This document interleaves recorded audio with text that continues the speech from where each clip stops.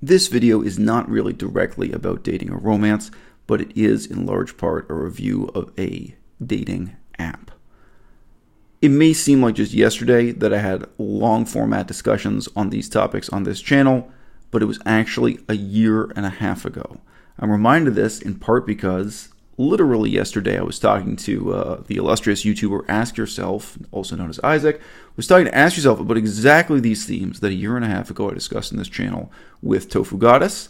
I think my interviews with Tofu Goddess are some of the best videos on this channel, some of the best podcasts I've ever done, etc. I wish that you guys would send her a message on Twitter asking her to come back on the channel. So I'm going to give her Twitter link below this video. Go over there, send her a message saying, hey, you remember the last time she came on about Leciel, and I'd love to have her back on and talk about those issues, partly because I know in the last year and a half, she and I both have been through a whole lot of living, a whole lot of, life-changing experiences, and it'd be interesting to see her perspective on some of the same issues.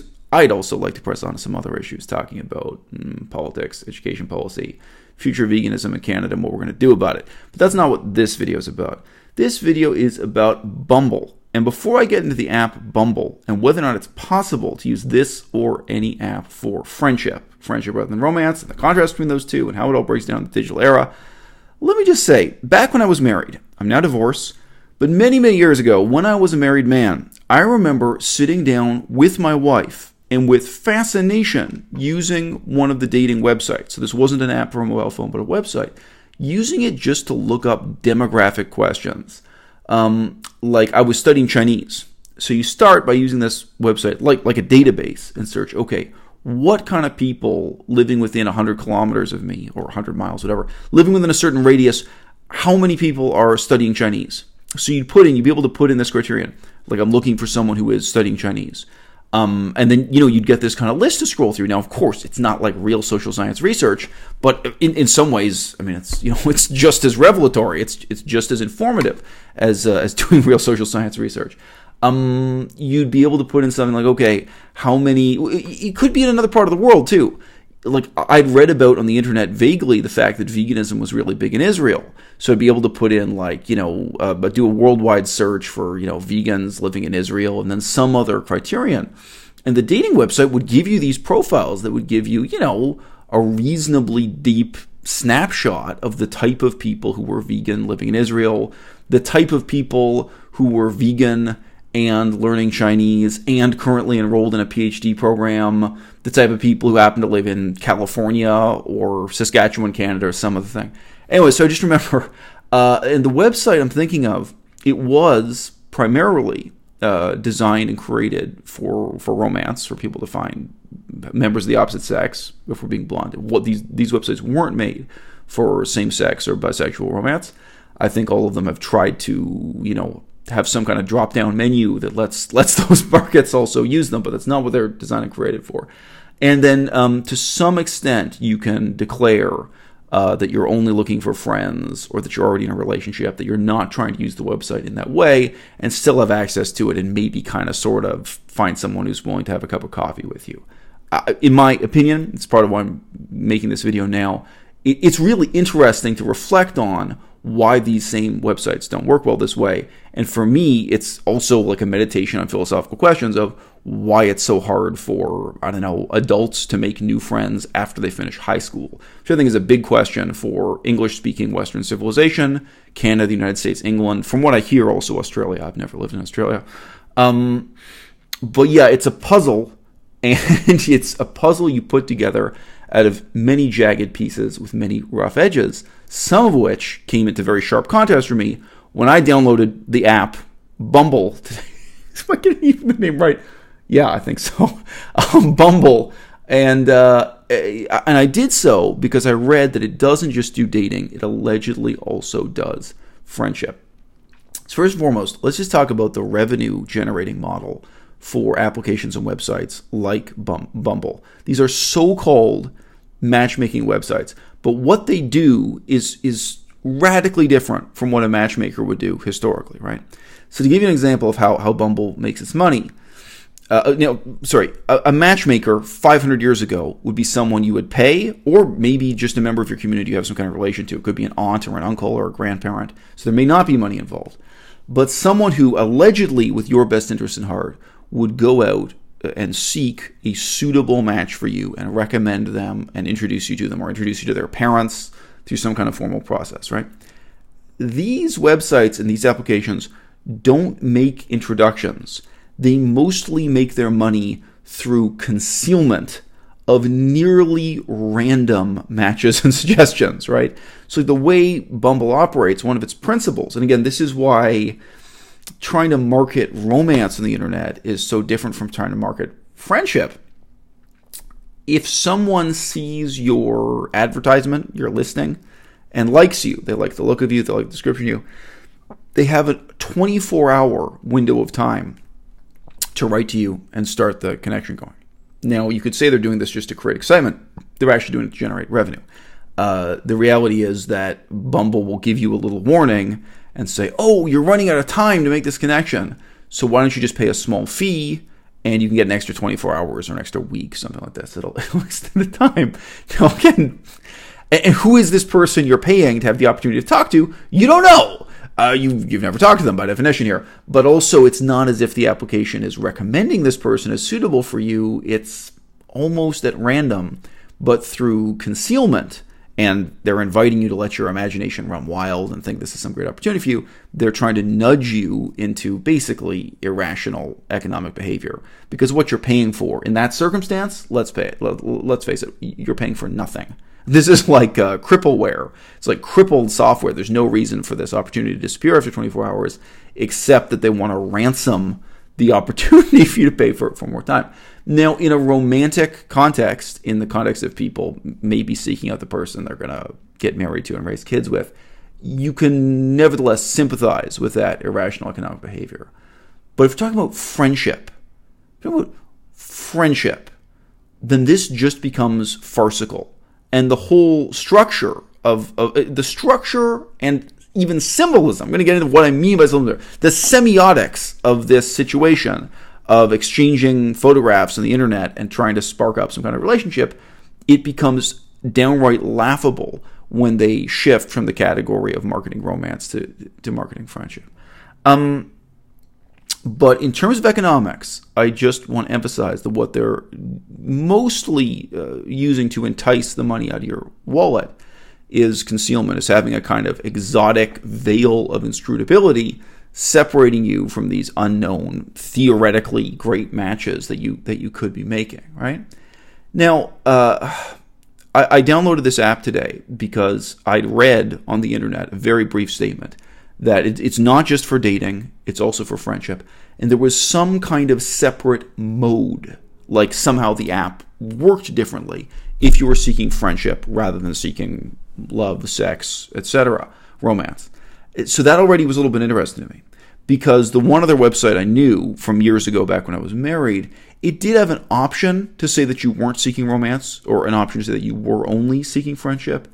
But if we're being honest, that was really just like turning down the intensity on a dating app. That was really just like saying, hey, I don't have time to date or spark up new romances now. It didn't change the mode. It didn't change the way the website worked. So you were still, in theory, being introduced to nubile members of the opposite sex, unless you were using it as a gay or bisexual person. And then again, too, the behavior of the website doesn't change that much. So with Bumble specifically, part of the veil of inscrutability, part of this, exotic distantiation it creates between the people it's allegedly connecting, is precisely that when, in heterosexual relationships, only women can initiate conversations with men. Now, this solves a problem I think other websites have, which is just female fatigue. So when I was on the other dating website that I keep alluding to, again, many years ago, women would get in touch with me who had no visible profile. And on that website, I know this is hilarious, a lot of you won't believe me, but that website, it gave you a rating for how attractive you were, which was based on an algorithm of how many other people showed interest in you. And I actually got the highest rating. Imagine my competition. So I actually quite frequently got messages from invisible profiles. And those were women who said, yeah, I'm on this website trying to meet people, but they don't want the attention. They don't want to be dealing with maybe 100 messages a day from guys they have no interest in, no compatibility. So Bumble decided to shut that down by saying, okay, only females can initiate a conversation with males. Now, right away you have a question. How is this going to apply to gay people? How is this going to apply to bisexuals? And then would they have a separate mechanism, like there's a separate column for friendship? How is it going to apply to friends, right? There are also questions about how are they going to make money out of it. Interesting in itself. What really struck me, though, the reason why I really wanted to make this video was the absurdity of taking the kind of oblong photograph, compatibility matching process and applying it to friendship instead of romance. And for me, even just using this for a few minutes, it really forced me to reflect on, like, what is the meaning of adult friendship in contrast to romance. So, like, I turn this thing on and I click on friend mode. So friend mode they call BFF, best friends forever. Okay. Now, first surprise, only men. So, like, right away I'm just stunned. Like, what is the assumption? Is the assumption that because I'm a heterosexual man, all of my friends would be heterosexual men and not gay men, gay women, straight women, or bisexuals of either gender? Or, let's face it, guys, this is 2018. There are some other categories here for transgender, what have you. Just why? Now, so if I wanted to make friends with heterosexual women, I would have to go into the other part of the app, the romance and dating part, and declare that I'm not available. I'd have to be dating people as someone already in a relationship who's not available in order to meet women as friends. The friend part of the website is only for heterosexual men meeting other heterosexual men. So this is the first thing. The second thing is built deeply into Bumble. And yeah, I did like 2 minutes of research on this. Bumble is different from some other dating websites or apps in that it will only recommend romantic partners to you who are very closely similar to you in age. So for me, I'm 39. So you looking at matches who are just like 37, 38, 39. Okay. And this has applied also to friendship. Now, I have had friends, heterosexual male friends, who were way past retirement age when I was in my 20s. And those were friendships I learned a lot from. Now, it's interesting those friendships didn't last. Basically, they didn't last when I relocated. When I moved out of the city I was living in, I lost those friends. It's okay. But, I mean, that's also partly a generational thing. People from that generation are not as good at keeping a relationship going by email or Skype or something, right? But be that as it may, I have had friendships that were important in my life with other men who were much older than me. It's almost needless to say, I've had friendships with people also who were significantly younger than me. Now, look, I could get into a discourse here. All friendship is asymmetrical. I've actually had videos talking about that in the past. I had some really great conversations with a guy named Muhammad. His internet name is Muhammad Socrates when I was in Europe. Brilliant young man. Strikingly brilliant, astoundingly well-read. We had a lot of conversations about history and politics, and to some extent actually art also, because we went to a couple of museums together. And it would have never met him if it wasn't for the internet. But he is much younger than me. So sure, in talking about certain topics, I behave a little bit differently with him than I would with someone who's the same age as me or someone who was decades older than me. It's true. But it is possible for me to be a friend with somebody who's much younger than me or somebody much older than me. I've also already implicitly said I could be friends with someone who's male or female or some of those other categories that have been alluded to. For me, actually, a lot of my friends have been women who were bisexual more often than lesbian. But, like, I can be friends with a woman where there is no issue of, I don't know, like seething repressed attraction or anything where that's, that's out of the question. It's not on the table. But I just say, this is 2018. Why would you assume this is only men seeking men? And why is it only men of the same age? The most absurd thing at all is, you're looking at this image, so this oblong self-portrait, and there are all these symbols that have such a clear value in the context of dating, in the context of seeking out love or romance. Like, if there's a guy with his boat on the coast on vacation, like, in a dating context what this means. The boat is not just a boat. The boat says, I have achieved a certain level of financial success or independence. I don't live at home with my parents anymore. I have some kind of job. I'm, it suggests that he's not an alcoholic and not a drug addict and isn't someone who spends all of his time in nightclubs downtown, that he's someone who spends more time indoors. There are all of these qualities that are symbolized in him choosing to present you with an image of him standing next to a boat that he allegedly owns. Maybe he just rented it, whatever the story is. And I think all of us understand, especially within our own culture and within our own language group, we understand what those symbols mean on a dating website. Why you would represent yourself literally holding certain objects in the same way that like a 16th century painted portrait will show someone holding certain objects, riding on their horse, wearing their armor, holding, religious objects and certain weapons and so on. There will be a direct symbolic representation of a person's historical, political, and economic station in the world in a portrait that's painted of them. In creating the selfie for the dating website, hilariously, in 2018, we really are doing the same, but it's almost always symbolically, suggestively hinting at the qualities that will make you a reliable parent. Even if you're a child-free person, even if you're an anti-natalist, even if you're someone who never wants to have kids, still normally what you're trying to get at is, suggesting your level of education, your level of employment, your level of wealth. Sure, those things are there, but very often, look, I could say it's just at my age, but honestly, I think it's probably even more intense for people in their 20s. Like people who are younger, a lot of the time what they're showing in those photographs is, I don't live with my parents anymore. Like, if you date me, I'm not in my parents' basement, I'm not this, I'm not that. Whether it's showing that they have their own apartment or that they have their own car or whatever it is, symbolically, their station in the world, which of course very much in your 20s is going to be called into question, and their potential for earnings in the future, their potential to be a good partner, a good mate, ultimately a good parent, is being displayed through a series of symbols and gestures in that one selfie, that one image. But then the absurdity is, for me, if I'm on this website looking for friendship, so I'm a heterosexual man, I would never be friends with another man because he owns a boat. I might be his friend despite the fact that he owns a boat, And so another one, I'm vegan. It's not what this video is about, but I am vegan. And so many of these images, whether it's a man or a woman, will show them like basting a turkey, show them cooking something, show them presenting to you some elaborate meal they've prepared. And again, all of this is hinting at, whether they're conscious of it or not, that they would make a good parent, that they're a responsible person. They know how to clean an oven. They know how to prepare a complex meal. They know how to perform certain cultural rituals. They know how to take responsibility that would be involved in sharing an apartment together, sharing your life together, possibly raising a kid together, right? All being symbolized and displayed for you in this snapshot.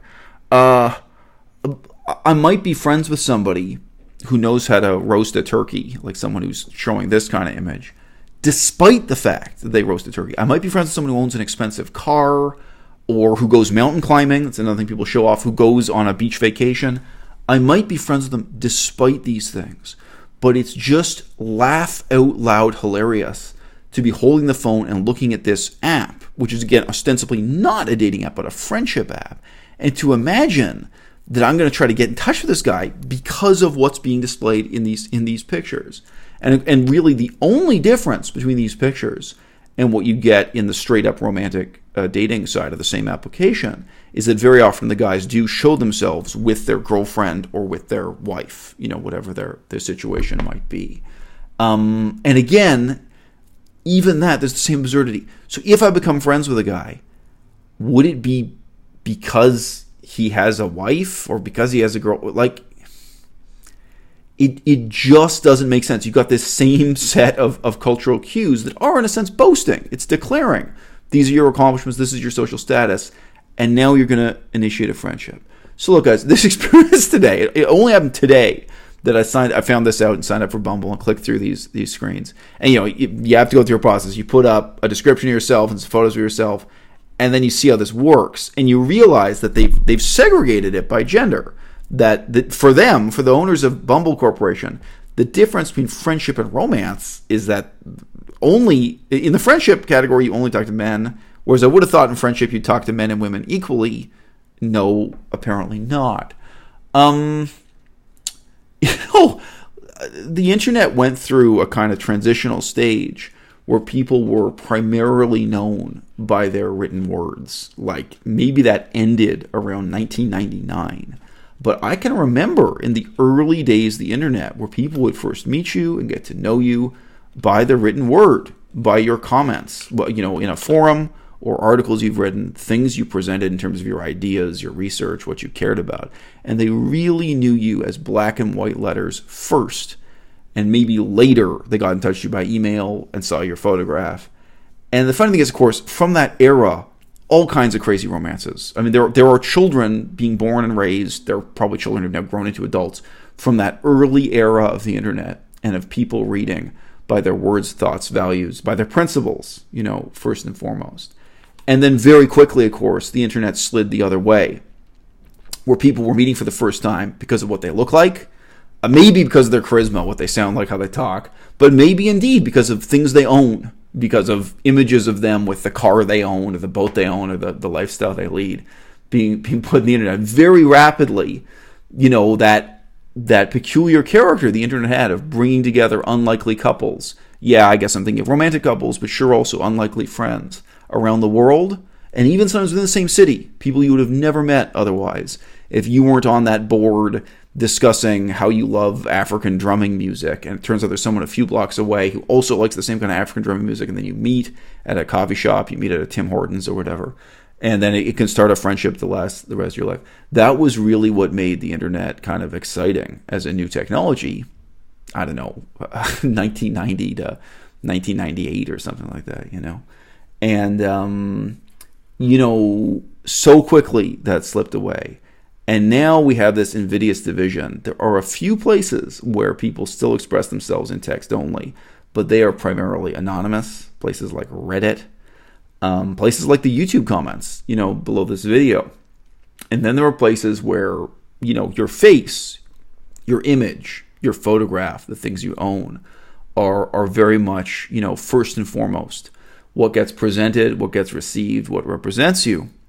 And this app on Bumble, to me, as I say, it was just a laugh out loud funny, reflection on what is friendship and why is the internet so bad today in 2018 at helping grown adults make new friends. For me, it's really something to reflect on. Okay, guys, that's my product review for Bumble with the BFF tab or column that you can click on. I would say that it is an absolute failure, and I think that the people at Bumble have to go back to the drawing board and think again, very fundamentally, about, because they have a third column also that you're looking for work contacts, that you're looking for colleagues for networking in this professional and career-oriented sense. I think they have to start again and really think about what are the criteria whereby we first recognize someone as a potential friend, and how we get into the first stages of getting to know and trust someone when it's not just a matter of giving them a chance or rejecting them on the basis of their appearance. I mean, who could care for a friend when this is not romance? I mean, why? Sorry, how ugly would someone have to be for you to not be friends with them? This is just friendship. I mean, it's ludicrous. Sorry, it's just bizarre to me. They thought they could take, kind of the same jar used for marketing romance on the internet and pour out the contents and put in new contents, have new user-generated content, and the same container would work just fine for friendship. But instead, what we have with Bumble is a bizarre lesson in just how fundamentally different and irreconcilable those two things are. Okay, guys, below this video, I'll put the link to the Twitter of Tofu Goddess, and I'll also put in the link to those old videos that I did now about a year and a half ago, talking about romance in the 21st century. I think some of the best content on this channel.